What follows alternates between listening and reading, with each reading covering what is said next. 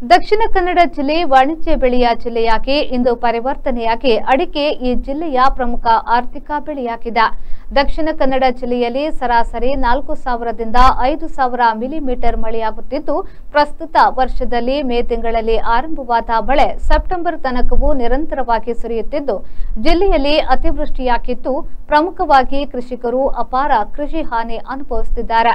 ಈ ನಿಟ್ಟಿನಲ್ಲಿ ರಾಜ್ಯ ಸರ್ಕಾರ ರೈತರ ಪರವಾಗಿ ನಿಲ್ಲಬೇಕು ಎಂದು ದಕ್ಷಿಣ ಕನ್ನಡ ಜಿಲ್ಲಾ ಕೃಷಿಕ ಸಮಾಜದ ನಿರ್ದೇಶಕ ಮಾಜಿ ಶಾಸಕ ಸಂಜೀವ ಮಠಂದೂರು ಅವರು ಆಗ್ರಹಿಸಿದರು. ಅವರು ಸುದ್ದಿಗೋಷ್ಠಿಯಲ್ಲಿ ಮಾತನಾಡಿ, ಹಿಂದೆ ಶೋಭಾ ಕರಂದ್ಲಾಜೆ ಸಚಿವರಾಗಿದ್ದಾಗ ಒಟ್ಟು 64 ಕೋಟಿ ಅನುದಾನ ಬಿಡುಗಡೆಯಾಗಿತ್ತು.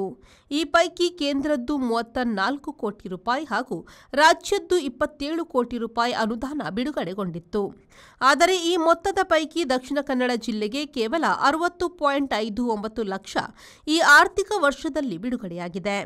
ರೈತರಿಗೆ 15 ಲಕ್ಷ ರೂಪಾಯಿ ಹಂಚಿಕೆಯಾಗಿದೆ. ಅಂದರೆ 1 ಎಕರೆಗೆ ಕೇವಲ 3,000 ರೂಪಾಯಿ ಬಿಡುಗಡೆಯಾದದ್ದು. ಇದು ಎಲ್ಲಿಗೆ ಸಾಕಾಗುತ್ತೆ ಎಂದ ಅವರು, ಪ್ರಸ್ತುತ ದಕ್ಷಿಣ ಕನ್ನಡ ಜಿಲ್ಲೆಯ ರೈತರಿಗೆ ರಾಜ್ಯ ಸರ್ಕಾರ ಪರ್ಯಾಯ ಬೆಳೆಗೆ ಅವಕಾಶ ನೀಡಬೇಕು ಎಂದರು. ಪ್ರಾಕೃತಿಕ ವಿಕೋಪದಡಿ ರೈತರಿಗೆ ಒಂದು ಅಡಿಕೆ ಮರಕ್ಕೆ 16.92 ರೂಪಾಯಿ, ಅಂದರೆ 1 ಹೆಕ್ಟೇರ್ಗೆ 22,000. ಅದರಲ್ಲೂ ಕೇರಳದಲ್ಲಿ 10 ಅಡಿಕೆ ಮರ ನಾಶವಾದರೂ, ಎಕರೆ ನಾಶವಾದರೂ ಪರಿಹಾರ ಸಿಗುತ್ತದೆ. ಆದರೆ ಕರ್ನಾಟಕದಲ್ಲಿ 33% ಹಾನಿಯಾದರೆ ಮಾತ್ರ ಪರಿಹಾರ. ಈ ನಿಟ್ಟಿನಲ್ಲಿ ಕೇರಳದಲ್ಲಿ ನೀಡುವ ಪರಿಹಾರದಂತೆ ಕರ್ನಾಟಕದ ರೈತರಿಗೆ ನೀಡಬೇಕು ಎಂದು ಆಗ್ರಹಿಸಿದರು. 2.5 ಎಕರೆಗೆ 22,000 ರೂಪಾಯಿ ಕೊಡ್ತಾರೆ. 1 ಹೆಕ್ಟೇರ್ ಅಲ್ಲಿ 1,300 ಮರ ಬರ್ತದೆ. ಅದರಲ್ಲಿಯೂ ಅದು 33% ಹಾನಿಯಾಗಿರ್ಬೇಕು. ಅದರಿಂದ ಕಡಿಮೆ ಅಂದ್ರೆ ಇಲ್ಲ. ನನ್ನಲ್ಲಿ 10 ಮರ ಹೋಯ್ತು. ಅದರಲ್ಲಿಯೂ ನಾನು ವಿಶೇಷವಾಗಿ ಇವತ್ತು ಈ ಭಾಗದಲ್ಲಿ ಕಾಡು ಪ್ರಾಣಿಗಳ ಕಾಟ ಕೂಡ ಇದೆ. ಆನೆ ಹಿಂದೆಲ್ಲ ಬರ್ತಾ ಇರಲಿಲ್ಲ, ಮಂಗಗಳು ಬರ್ತಾ ಇವೆ, ಕಾಡು ಹಂದಿ ಬರ್ತಾ ಇದೆ, ಕಾಡು ಕೋಣ ಎಲ್ಲೋ ಇವತ್ತು ನಾಡಿಗೆ ಬಂದು ಬಹುಶಃ ರೈತನ ಆ ಬೆಳೆಯನ್ನು ಇವತ್ತು ಹಾನಿ ಮಾಡಿ ರೈತನಿಗೆ ಬಹಳಷ್ಟು ನುಕ್ಸಾನ್ ಮಾಡುವಂತ ಕೆಲಸಗಳನ್ನು ಕೂಡ ಮಾಡ್ತಾ ಇದೆ. ಒಟ್ಟು ರೈತ ಪ್ರಾಕೃತಿಕವಾಗಿಯೂ ಬೇರೆ ರೀತಿಯಾಗಿ ಇವತ್ತು ಬಹಳಷ್ಟು ಅಪಾರವಾದಂಥ ಹಾನಿಯನ್ನು ಅನುಭವಿಸ್ತಾ ಇದ್ದಾರೆ. ಅದಕ್ಕೆ ಬೇಕಾಗಿ ನಮ್ಮ ಆಗ್ರಹ, ಇವತ್ತು ಏನು ಬೆಳೆ ನಾಶ ಆಗಿದೆ, ಇದಕ್ಕೆ ಸರ್ಕಾರ ತಕ್ಷಣ ಆ ರೈತನ ಪರವಾಗಿ ನಿಲ್ಲಬೇಕು.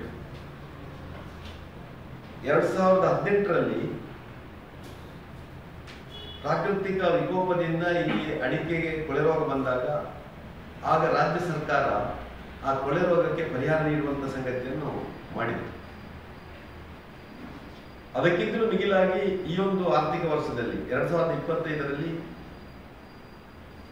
ಕೊಳೆ ರೋಗದಿಂದ ಅಡಿಕೆ, ಕಾಳುಮೆಣಸು ವಿಪರೀತ ಹಾನಿಯಾಗಿದೆ. ಅದಕ್ಕೆ ತಕ್ಷಣ ರಾಜ್ಯ ಸರ್ಕಾರ ಪರಿಹಾರವನ್ನು ಕೊಡಬೇಕು. ಒಂದು. ಇನ್ನೊಂದು ನಾವು ಹೇಳುವಂಥದ್ದು, ರೈತ ಅಲ್ಪಾವಧಿ ಸಾಲವನ್ನು ತಗೊಂಡಿದ್ದಾನೆ, ಬೆಳೆ ಸಾಲ.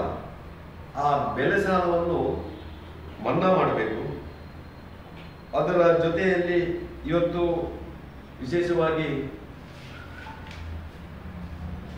ತೋಟಗಾರಿಕೆ ಇಲಾಖೆ ಎಷ್ಟು ಬೆಳೆ ಹಾನಿಯಾಗಿದೆ ಅಂತೇಳಿ ಸರ್ವೆ ಮಾಡಬೇಕು.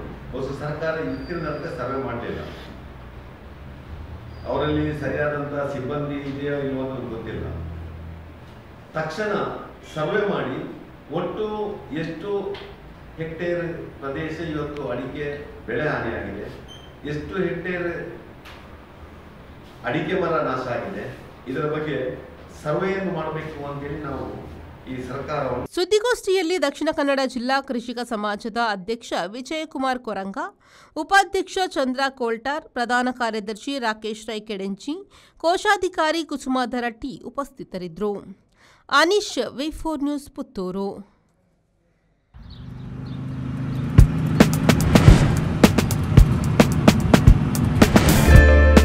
Park with ease at Ajanta Business Center with security access and convenience at your fingertips. Step into a welcoming lobby where a warm smile greets you and your clients. With top-tier amenities, Ajanta set the stage for our success. leading us to Ashoka Business Center as a next upgrade. Invest in workspaces managed by Vertex. Invest smart. Invest in Mangaluru.